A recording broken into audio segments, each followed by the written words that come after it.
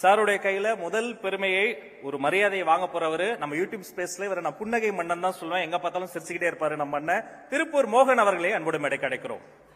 தன்னுடைய பையன் சேனலுக்காக வீடியோ எடுக்க வந்த அப்பாவா யூடியூப் குள்ள வந்து இன்னைக்கு இவரே ட்ரெண்டிங் சேனலுக்கு சொந்தக்காரர் ஆயிட்டாரு. அவர் தான் நம்ம திருப்பூர் மோகன். ஆட்டோமொபைல் ரிவ்யூ பண்ற சேனல்கள் தமிழ்ல நிறைய இருக்கு. ஆனா இவருடைய சேனல் கொஞ்சம் வித்தியாசமானது. இவர் பண்ற ரிவ்யூக்கள் எல்லாமே சாதாரண மனிதர்கள் தங்களுக்குள்ள நடத்துகிற உரையாடல் மாதிரியே இருக்கும். அதுதான் இவருடைய பலம்.